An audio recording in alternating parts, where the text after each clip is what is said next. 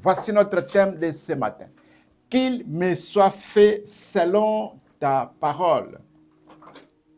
Pour le lecteur de la Bible, je pense que vous allez vous retrouver. Mais pour nous autres, nous allons avancer et nous allons comprendre qui a parlé de cette manière, c'était dans quelles circonstances, à l'occasion de quoi. Qu'il me soit fait selon ta parole. Qu'il me soit fait selon ta parole, c'est notre thème de ce matin. Alors pour commenter ce thème, je vais dire ceci. Lorsque nous disons qu'il me soit fait selon ta parole, c'est le propos de quelqu'un. Ça peut être le propos d'un homme tout comme d'une femme qui prend le risque de croire à une déclaration entendue. Ça peut être toi. Tu parles avec quelqu'un. Cet homme, cette femme te donne une parole et toi tu réponds qu'il me soit fait selon ta parole. C'est-à-dire que toi tu crois à cette déclaration que tu viens d'entendre. C'est aussi quelqu'un qui place sa confiance à la parole qui lui est annoncée. Voilà, comme tu crois, tu mets ta confiance à cette parole que tu viens d'entendre, la parole que tu viens de recevoir. Et c'est aussi quelqu'un qui accepte de vivre le résultat de cette parole. Qu'il me soit fait selon ta parole. C'est-à-dire que tu acceptes les conséquences, tout ce qui va suivre, tout ce qui va arriver. Qu'il me soit fait selon ta parole. Voilà les petits commentaires que nous voulons donner par rapport à ce thème de ce matin. Qu'il me soit fait selon ta parole. Alors, sans plus tarder, nous allons prendre nos Bibles. Nous sommes dans le livre de Luc. Matthieu, Marc, Luc. Luc dans son chapitre 1er. Luc chapitre 1er. Matthieu, Marc, Luc. Luc chapitre 1er, nous allons voir à partir du verset 26 jusqu'au verset 38. C'est là où se trouve notre histoire de ce matin. Luc chapitre 1er, à partir du verset 28 jusqu'au verset 38. 26 plutôt, excusez-moi, merci. Luc chapitre 1er, les versets 26 à 38. Gloire à l'Éternel, notre Dieu. Alors, je vais demander à l'Assemblée tout entière de se mettre debout pour faire la lecture. À partir du verset 26 jusqu'au verset 29. 26, 29. Nous faisons la lecture à partir du verset 26 à 29. Luc chapitre 1er. Luc 26, verset 26 à 29. Nous lisons au nom de Jésus. 1, 2, 3. Au 6e mois, l'ange Gabriel fut envoyé par Dieu dans une ville de Galilée appelée Nazareth, auprès d'une vierge fiancée à un homme de la maison de David, nommé Joseph. Le nom de la vierge était Marie. L'ange entra chez elle et dit, « Je te salue, toi à qui une grâce a été faite, le Seigneur est avec toi. » Troublée par cette parole, Marie se demandait ce que pouvait signifier une telle salutation. Amen. Hein? Nous prenons place, que le Seigneur vous bénisse richement. Gloire à l'Éternel, notre Dieu. Pourquoi j'ai donné ces quelques versets pour nous permettre de faire la lecture? C'est pour nous aider tous à comprendre de qui il s'agit et de quoi il s'agit. Qu'il me soit fait selon ta parole. C'est notre thème de ce matin. On nous dit au 6e mois, l'ange Gabriel fut envoyé par Dieu dans une ville de Galilée appelée Nazareth. Au 6e mois, Dieu envoie son ange. Et cet ange s'appelait Gabriel. Il est parti où? Dans une ville qu'on appelle Galilée. Et précisément à Nazareth. Alléluia.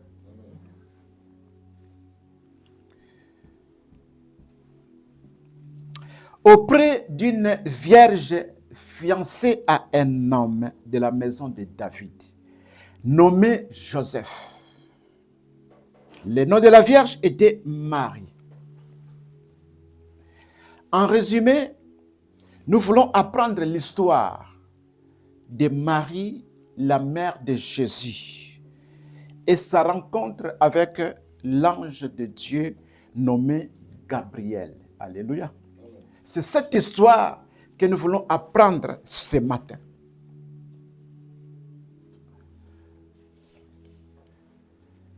L'ange Gabriel a été envoyé par Dieu. Que signifie Gabriel selon la Bible? Gabriel selon la Bible signifie tout simplement Dieu est grand. Dieu est grand. L'ange Gabriel est donc le chef des armées célestes. Alléluia. L'ange Gabriel. Lorsque vous entendez parler de l'ange Gabriel, sachez que c'est le chef des armées célestes. Dieu se permet d'envoyer son chef pour aller voir une femme, pour lui parler. Donc c'était quand même important, ou très important, n'est-ce pas? Voilà. Donc toi et moi, nous devons considérer cette rencontre-là. Parce que ce n'est pas en vain que Dieu envoie son serviteur, son ange. C'est pour accomplir quelque chose qui tenait à cœur. Dieu voulait que ce travail-là soit fait par cet ange-là, le chef.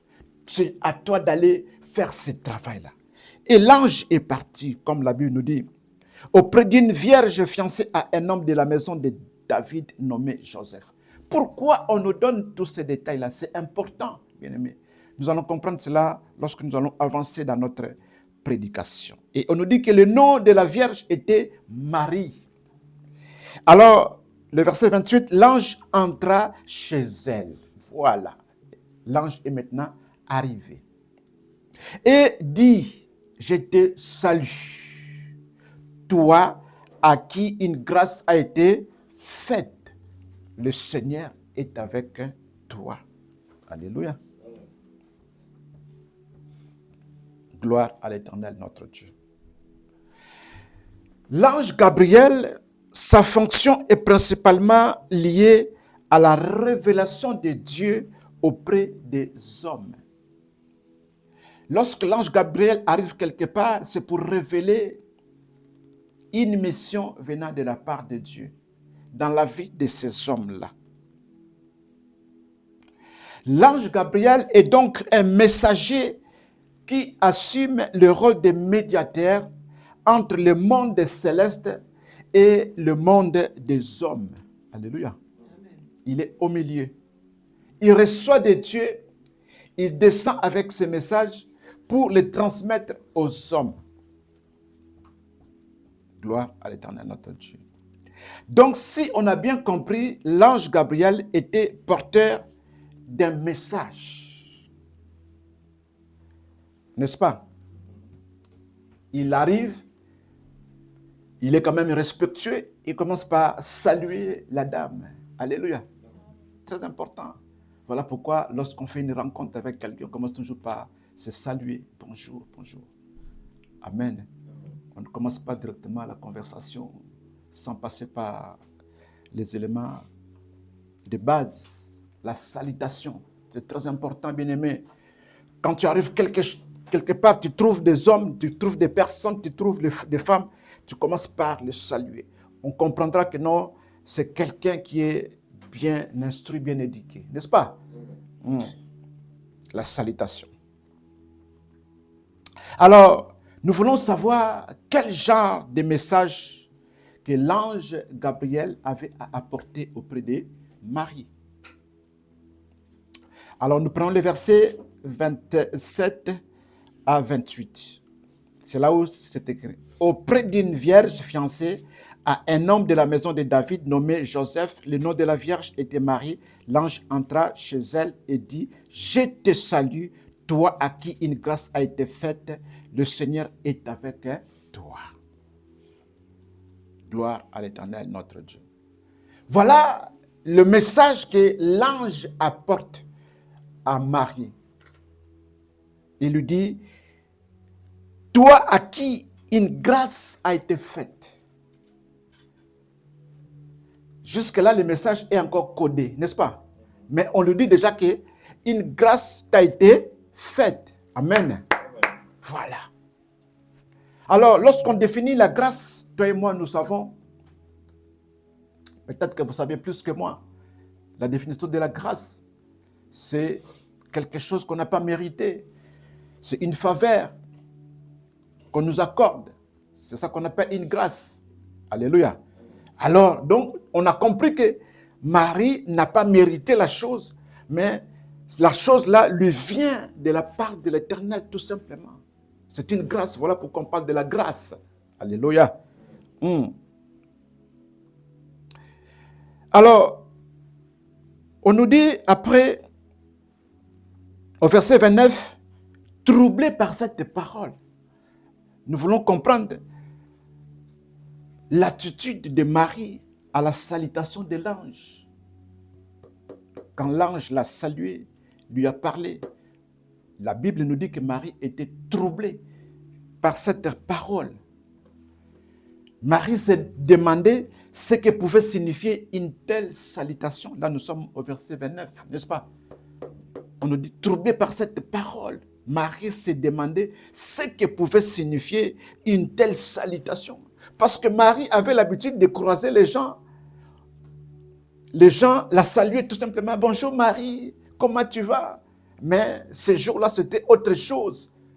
Elle entend une autre parole. On nous dit, « Tu as trouvé grâce devant le Seigneur. Et le Seigneur est avec toi. Une grâce t'a été faite. Le Seigneur est avec toi. » C'est quel genre de salutation? Alléluia.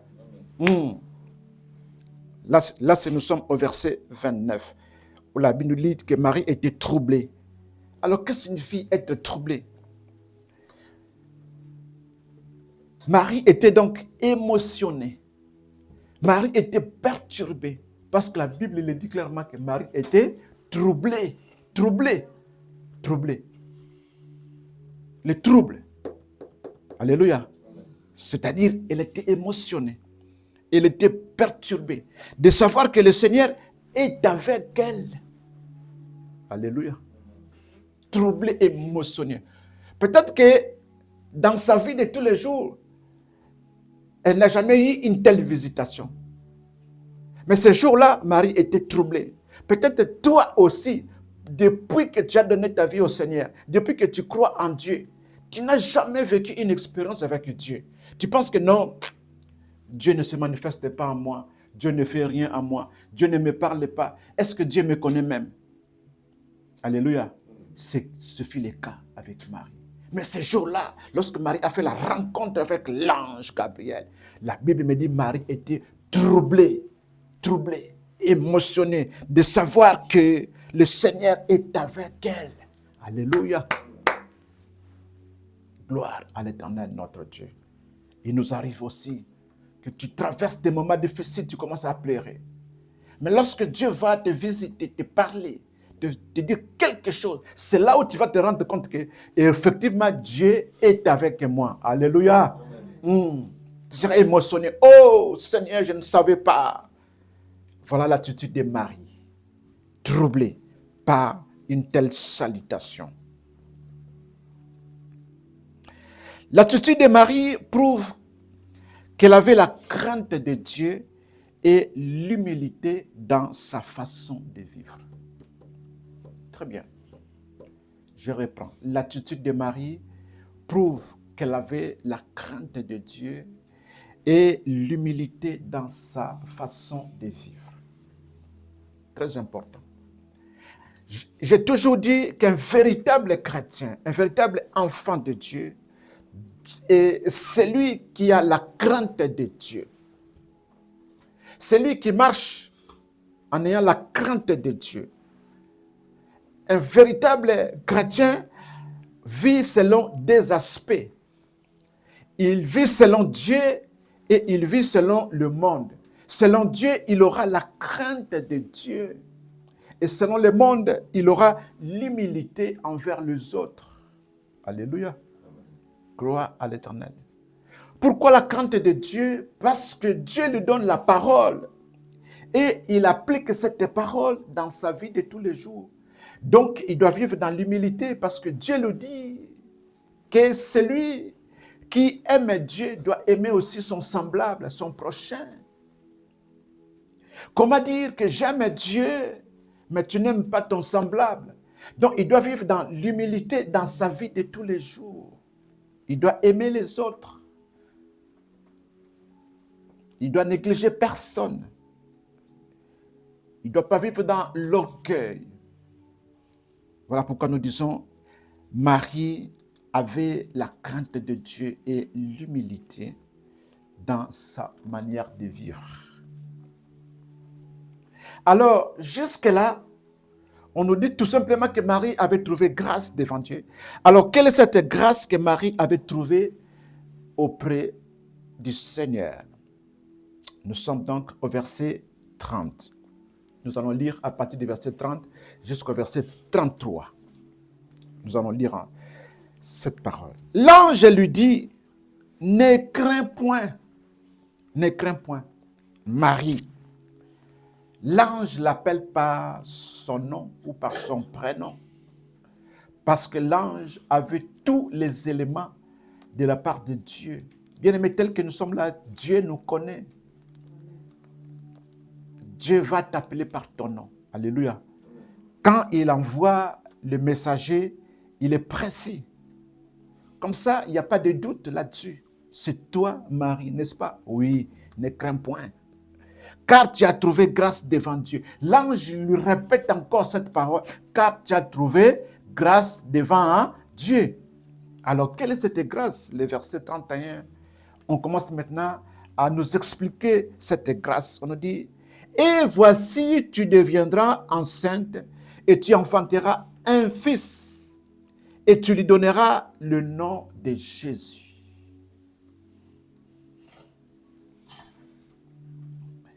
Il sera grand et sera appelé fils du Très-Haut. Et le Seigneur Dieu lui donnera le trône de David, son père. Il régnera sur la maison de Jacob éternellement, et son règne n'aura point de fin. Alléluia. Amen. Gloire à l'Éternel, notre Dieu. Vous voyez maintenant la grâce que Marie a trouvée auprès de Dieu. C'est ce message-là qui est tombé. Boum! Gloire à Jésus. La grâce était de devenir enceinte par la vertu du Saint-Esprit et d'enfanter Jésus, le Fils du Très-Haut, le Sauveur de l'humanité. Alléluia. Voilà cette grâce. Cette grâce est tombée sur Marie. Marie, en réalité, n'était pas la seule femme qui vivait dans ce village ou dans cette ville ou dans ce quartier ou sur l'avenir, n'est-ce pas? Voilà pourquoi on dit que tu as trouvé grâce auprès de Dieu. C'est-à-dire, tu n'étais pas la seule femme qui était dans la ville. Mais toi, Dieu a voulu que ce soit toi. Alléluia. Il y a des choses que nous recevons également de la part de Dieu parce que Dieu l'a voulu que ce soit seulement toi. Tu puisses l'avoir parmi tant d'autres. Amen. Amen. Il existe un cantique gospel qui dit « Ne me jalousez pas ce que j'ai ou ce que je possède ou ce que je suis. C'est mon papa qui m'a donné. » C'est mon papa qui m'a donné. Alléluia. Ces derniers temps, la servante de l'Éternel, la diaconesse Marie-France, n'arrête pas de chanter ce cantique. C'est mon papa qui m'a donné. Alléluia. C'est mon papa qui m'a donné. Bref, ça ne vaut pas la peine de me combattre, car en réalité, vous combattez Dieu qui est en moi. Marie n'était pas la seule femme dans la ville, mais la grâce est tombée sur elle. C'est à Marie de donner au monde le sauveur de l'humanité, de porter le Fils du Très-Haut, le Fils du Très-Haut. En accordant cette grâce à Marie, le Seigneur voulait honorer cette femme. Quelle femme? La femme Ève. Dieu, par Marie, voulait tout simplement honorer la femme. Alléluia. Pourquoi? Parce que Ève a longtemps souffert. De la moquerie des hommes de ce monde. Ève porte une responsabilité de la souffrance de toute l'humanité à cause de son péché envers Dieu dans le jardin d'Éden. Est-ce que vous connaissez cette histoire? Alléluia. Amen. Tu ne connais pas cette histoire? Bon, tu vas la connaître maintenant. Comme tu ne la connais pas, je vais lire pour toi cette histoire dans le livre de Genèse, chapitre 3. Genèse, chapitre 3, dans son verset 17 à 19. Comme ça, tu sauras l'histoire, comment ça s'est passé. Nous gardons Luc, chapitre 1er, nous allons y revenir. Nous sommes arrivés au verset 33. Nous allons y revenir. Genèse, chapitre 3, le verset 17 à 19.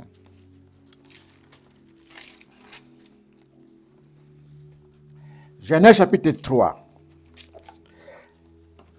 Alors, je vais résumer pour toi qui ne connais pas l'histoire. Nous sommes dans le jardin d'Éden, le jardin que Dieu avait construit, le jardin que Dieu avait placé l'homme Adam. Et l'homme, arrivé un moment, Dieu a trouvé qu'il n'était pas bon que l'homme soit seul. Dieu avait créé Ève, sa femme. Et tous les deux, ils étaient placés dans ce jardin pour les garder, les cultiver, pour protéger ce jardin plutôt. Et Dieu, chaque soir, descendait dans ce jardin pour leur parler. Dieu avait donné des consignes à respecter dans ce jardin. Mais qu'est-ce qui s'était passé? C'est là où maintenant nous allons lire Genèse chapitre 3, les versets 17 à 19. Je lis la parole du Seigneur. Il s'est passé quelque chose. Il s'est passé quoi? Il s'est passé quelque chose. L'homme et la femme ont failli à la mission de Dieu. Ils ont désobéi. Ils ont mangé le fruit de l'arbre qui était interdit de toucher. Alors, Dieu est descendu. Qu'est-ce qu'il a dit? Nous sommes au verset 17. Il dit à l'homme, puisque tu as écouté la voix de ta femme et que tu as mangé de l'arbre au sujet duquel je t'avais donné cet ordre, tu n'en mangeras point. Le sol sera maudit à cause de toi. C'est ta force de peine que tu en tireras ta nourriture tous les jours de ta vie. Il te produira des épines et des ronces, et tu mangeras de l'herbe des champs. C'est à la sueur de ton visage que tu mangeras du pain, jusqu'à ce que tu retournes dans la terre d'où tu as été pris, car tu es poussière, et tu retourneras dans la poussière. Alléluia. Voilà ce qui était arrivé. Parce que ils ont désobéi à la voix de Dieu. Et Dieu est descendu pour donner la punition. La première punition, c'était quoi? Le sol était maudit. Le sol est maudit. Deuxième punition, tout est devenu difficile à voir. La vie dans le monde, on dit que la vie est un combat, n'est-ce pas? La vie est devenue un combat. Or, la vie dans le jardin d'Éden n'était pas un combat. Tout était à la disposition d'Adam et Ève, n'est-ce pas? Mais aujourd'hui, la vie est devenue dure. Et la troisième punition, la mort trouve son existence. La mort, Dieu prononce la mort. Dieu dit, tu es poussière, tu retourneras dans la poussière d'où tu as été pris. Alléluia. La mort. Si nous vivons toutes ces choses-là, le monde d'aujourd'hui dit quoi? Le monde d'aujourd'hui dit que c'est à cause de la femme, Ève, que nous subissons toutes ces choses-là. N'est-ce pas? Donc, cette femme-là portait une condamnation. C'est pour cela que le Seigneur a dit, je vais honorer cette femme. Mais comment honorer cette femme? Dieu a voulu passer par Marie. Alléluia. Afin que Marie puisse porter le Fils du Très-Haut. Alors c'est par toi, Marie, la femme parmi les autres femmes, que l'humanité retrouvera le salut en Jésus, l'enfant qui naîtra de toi. Alléluia. Est-ce que vous comprenez? Amen. Gloire à l'Éternel, notre Dieu. Alors nous revenons dans le livre de Luc, chapitre 1er. Luc chapitre 1er, là où nous étions, nous sommes arrivés au verset 34. Au verset 34, qu'est-ce que nous voulons voir? Qu'est-ce que nous voulons apprendre?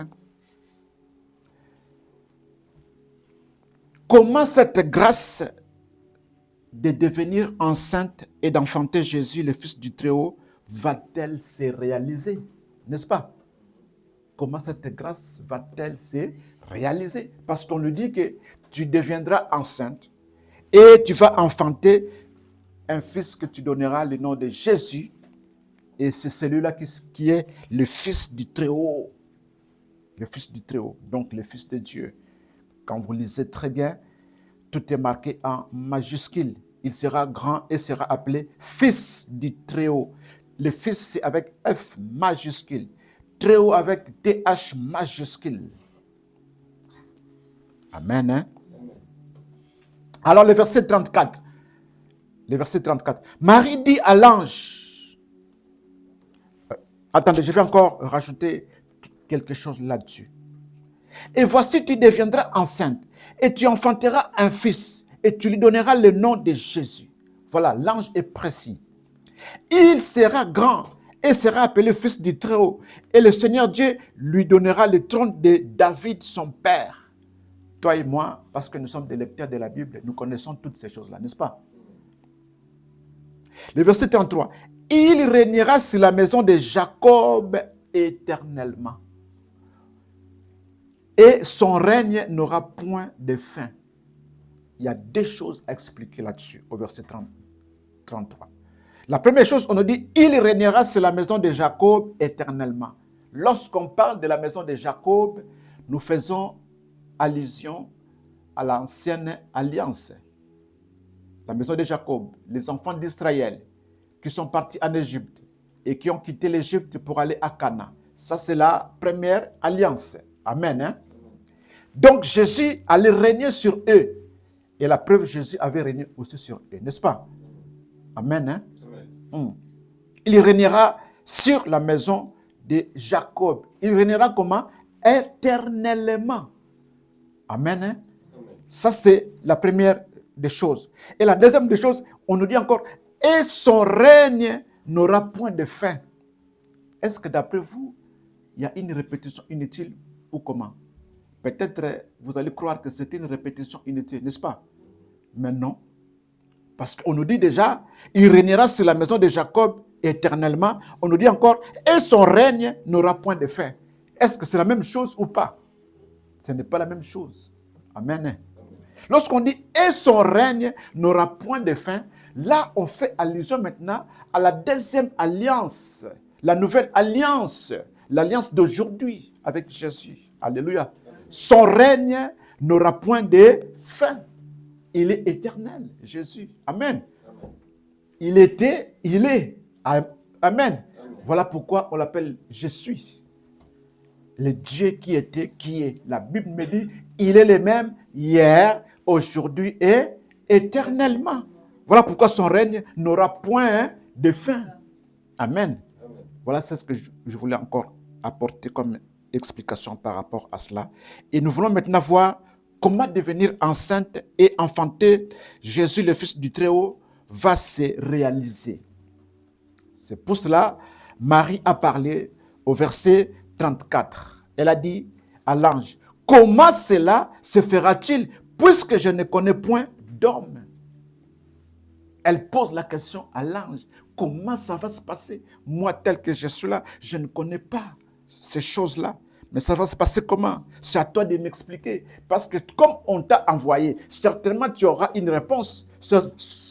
Certainement tu as tout avec toi de la part du Seigneur. Alors, dis-moi, comment ça va se passer? Lorsque Marie disait, puisque je ne connais point d'homme, elle s'est trouvée dans une position à la fois difficile et extrêmement embarrassante. Je répète, lorsque Marie disait, puisque je ne connais point d'homme, parce qu'elle s'est trouvée dans une position à la fois difficile et extrêmement embarrassante, du fait qu'elle était jusqu'alors fiancée à Joseph. Et elle devait faire face à la stigmatisation de sa société. Alléluia.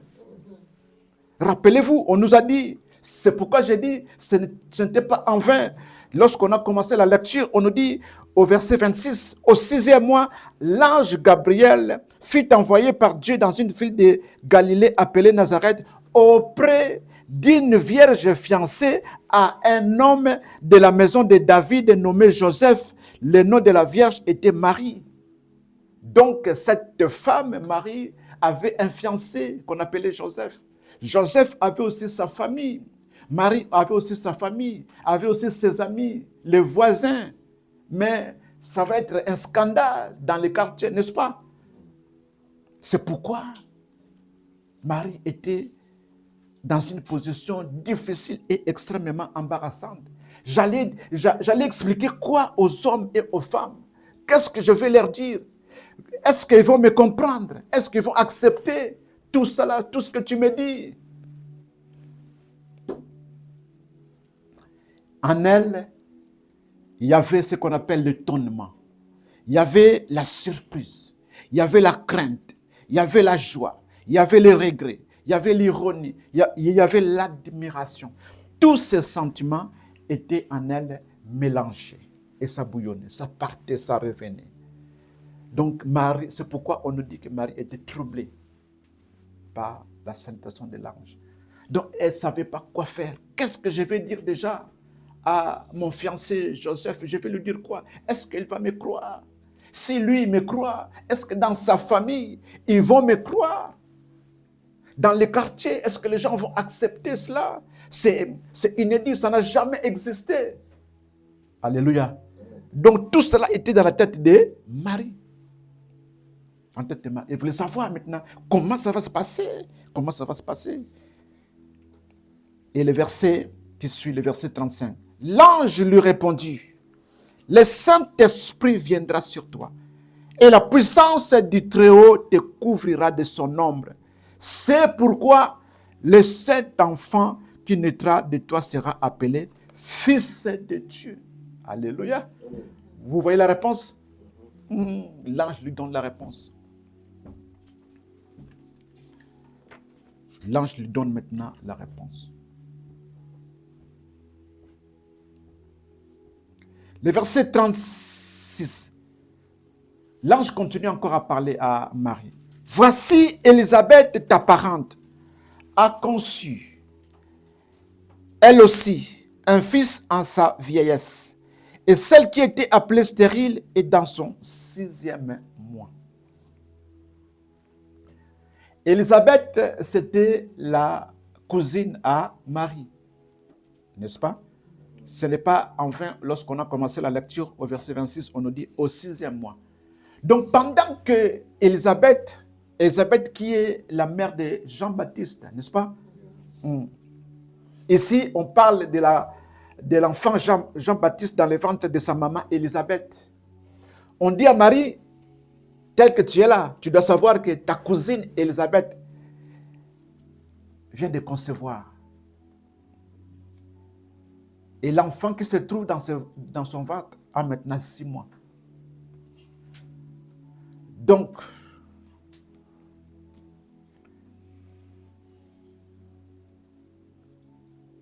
elle qui était stérile est devenue maintenant enceinte. Ça veut dire ce que je suis en train de te dire. Tu devais croire en cela. Et il confirme cela au verset 37. Il dit, car rien n'est impossible à Dieu. Alléluia. Amen. Car rien n'est impossible à Dieu. Tu dois croire à ce que je viens de te dire, que ça va se passer par la vertu du Saint-Esprit. C'est pour cela l'enfant qui naîtra de toi sera appelé le fils du Très-Haut.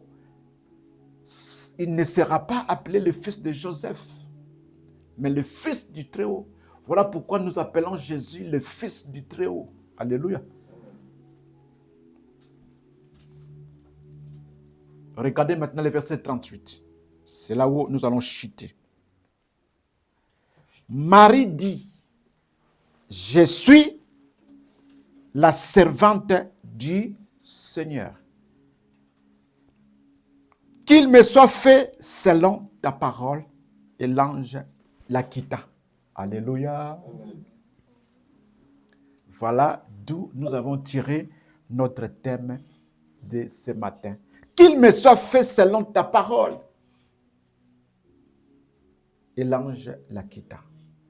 Avant de dire qu'il me soit fait selon ta parole, Marie a dit d'abord, je suis la servante du Seigneur.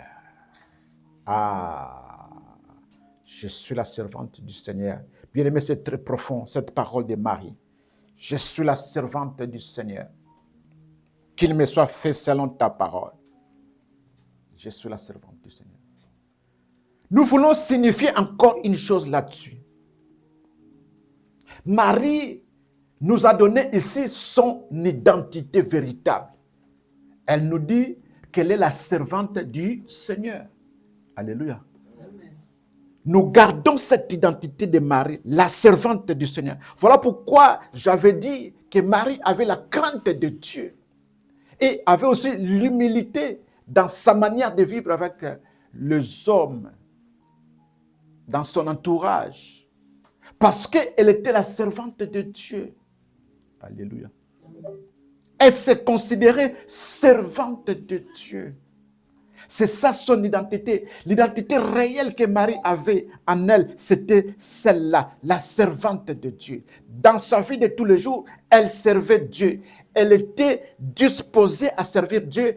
Et c'est ainsi qu'elle a trouvé aussi grâce de la part de l'Éternel parmi d'autres femmes, de porter l'enfant Jésus, d'honorer cette femme qui était humiliée, cette femme qui marchait en étant toujours accusée, parce que les hommes de ce monde disaient d'elle, c'est à cause de toi que nous souffrons aujourd'hui. S'il faut se lever à 5 heures du matin pour aller travailler, c'est à cause de toi. Parce que Dieu a dit, par la sueur de ton front, tu mangeras. C'est pourquoi je me lève à 5 heures du matin pour aller chercher à manger pour ma maison. Je dois travailler dur, je rentre à la maison fatigué, le lendemain je me lève encore pour aller travailler. La vie est devenue difficile. Nous mourrons toujours à cause de toi, la femme.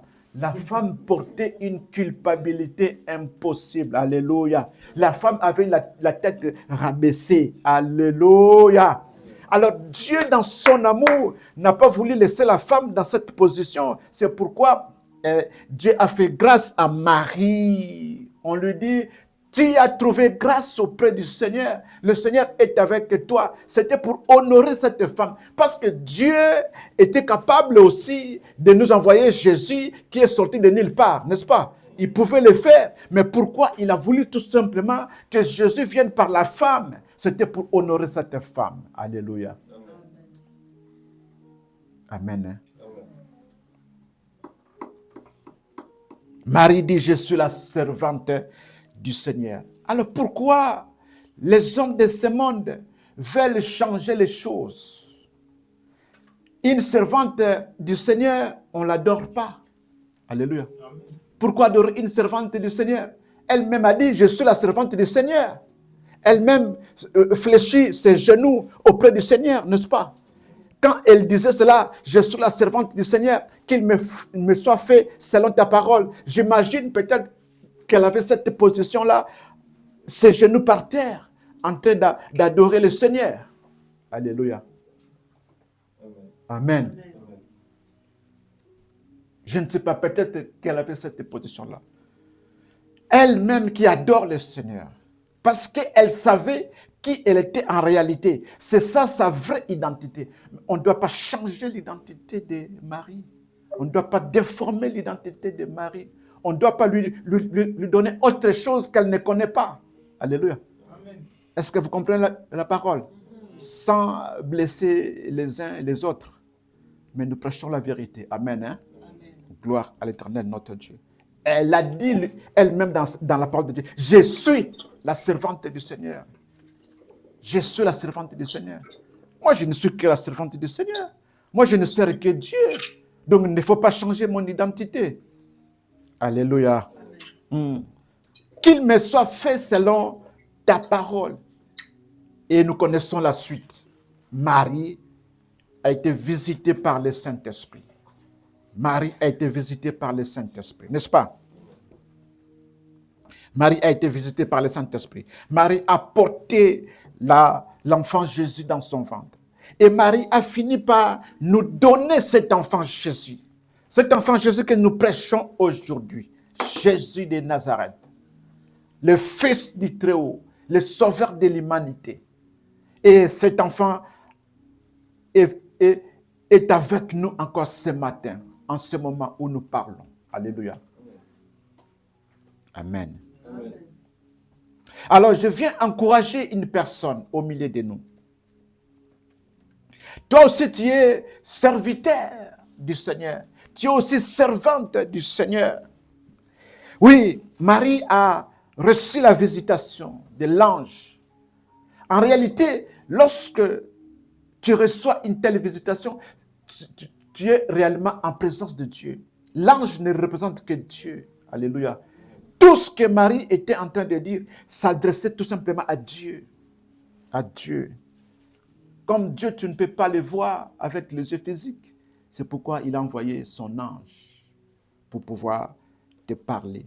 Toi aussi, peut-être que tu as déjà reçu la visitation divine. Avec un message précis. Avec un message précis. Comme ce fut le cas avec Marie. Marie a eu un message précis. Message précis. Tu deviendras enceinte. Tu enfanteras un fils et tu lui donneras le nom de Jésus. Il sera grand et sera appelé Fils du Très-Haut. Jésus n'est pas petit, Jésus est grand, n'est-ce pas? Nous vivons toutes ces choses-là. La parole de Dieu s'est accomplie. Et le Seigneur Dieu lui donnera le trône de David, son père. Il a eu le trône de David, son père, lorsqu'on dit que les descendants de la tribu de David, n'est-ce pas? Il régnera sur la maison de Jacob éternellement et son règne n'aura point de fin. Nous l'avons expliqué, n'est-ce pas? Toutes ces choses-là, nous sommes en train de les vivre. Voilà pourquoi je viens t'encourager, bien-aimé. Toi aussi qui as reçu la visitation de Dieu avec un message précis. Ça peut être quoi? Dieu t'a parlé pendant que tu étais malade, par exemple. Dieu t'a dit que la guérison est là. Tu dois croire comme Marie a cru. Marie a dit qu'il me soit fait selon ta parole. Alléluia. Qu'il me soit fait selon ta parole. Lorsque Marie a dit cela, a sorti cette phrase, la Bible me dit, l'ange la quitta. L'ange avait compris que la mission était finie. La mission était accomplie. Alléluia. La mission était accomplie. Donc Marie a cru. Maintenant, Marie a accepté. Elle va porter cela. Le Seigneur sera avec elle pour la fortifier, pour l'encourager. Et nous connaissons l'histoire. Marie a fini par nous donner cet enfant Jésus. Le Seigneur l'a accompagné pendant ce temps-là difficile. Alléluia. Et Marie est glorifiée parce qu'elle est tout simplement la servante du Seigneur. Alléluia. C'est ça la vraie identité de Marie que nous devons garder, la servante du Seigneur. Amen. Dieu t'a visité, t'a parlé. Oh, t'a dit que non, le lieu où tu te trouves, là où tu as mis tes pieds, ce lieu-là t'est donné en possession. Tu auras ton titre de séjour. Je t'informe, je te dis, crois à cette parole, comme Marie a cru. Marie a dit qu'il me soit fait selon ta parole. Alléluia. Amen. Toi aussi, crois selon la parole que tu entends de la part de l'Éternel, ton Dieu, qui te dit que ce lieu est à toi. Je te le donne en possession. Abraham a posé ses pieds à Canaan avant toutes choses. Et Dieu lui a dit, je te promets de te donner ce lieu. Tes descendants reviendront en ce lieu y habiter. Alléluia. Abraham a cru. Alléluia. Gloire à l'Éternel, notre Dieu. Dieu t'a promis la prospérité financière. Dieu t'a dit qu'il bénira tes finances. Il faut croire qu'il me soit fait selon ta parole. Alléluia. Il faut croire en cela. Dieu t'a promis la longévité, c'est-à-dire que tu vivras longtemps sur cette terre des hommes et tu vivras heureux ou heureuse. Crois à cette parole. Dieu t'a promis la maternité. Crois à cette parole. Dieu t'a promis l'élévation, par exemple, dans les ministères. Crois à cette parole. Dieu t'a promis le succès, la réussite, la joie, la paix et toutes ces choses. Crois simplement à cette parole. Lorsque tu vas croire à cette parole et tu verras que l'ange sera dans la joie et il va retourner auprès du Père car la mission est finie. Alléluia. Amen. On acclame le Seigneur pour sa parole.